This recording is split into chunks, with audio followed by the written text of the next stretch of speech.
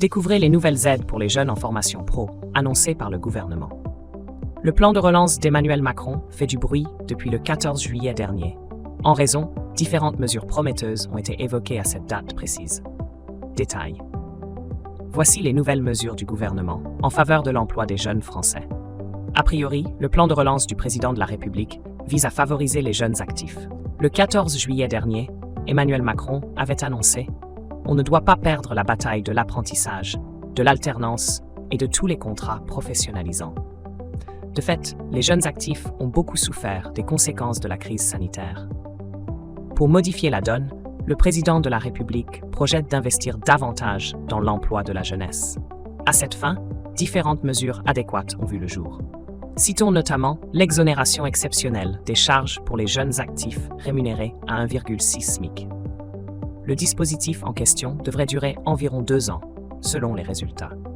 En plus de relancer l'emploi de la jeunesse, cette mesure permettra également de favoriser les jeunes Français en quête d'une alternance. Il n'y aura pas de conditions spécifiques à remplir pour les entreprises de moins de 250 salariés. En revanche, les grandes entreprises devront justifier d'un taux d'alternants de 5% dans leurs effectifs. Des mesures prometteuses pour les jeunes actifs en France.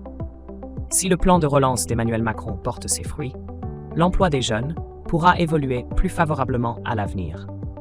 Parmi les mesures qui en découlent, citons également la création de 300 000 contrats d'insertion à l'échelle nationale. Un pas de plus vers un futur meilleur pour les jeunes actifs en France. Dans le détail, cette mesure vise notamment à aller chercher les jeunes qui sont parfois au plus loin de l'emploi. Ceux qui ont été exclus des contrats d'alternance, apprentissage ou professionnalisation seront évidemment privilégiés.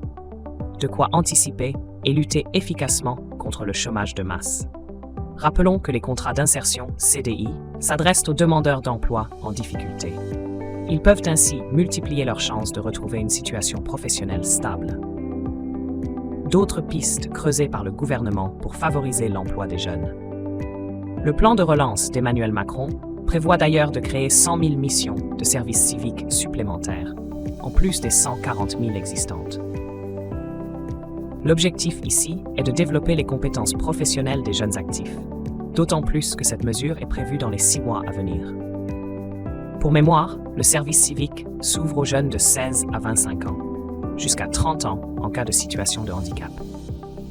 Sous la base du volontariat, ce dispositif français ouvre droit à une indemnisation, de quoi permettre aux jeunes de contribuer à une mission d'intérêt général sans condition de diplôme.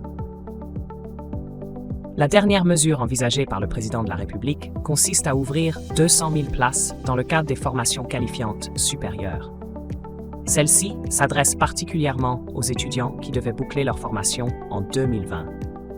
Désormais, ces derniers pourront pousser leurs études sur un semestre supplémentaire avec un accompagnement social.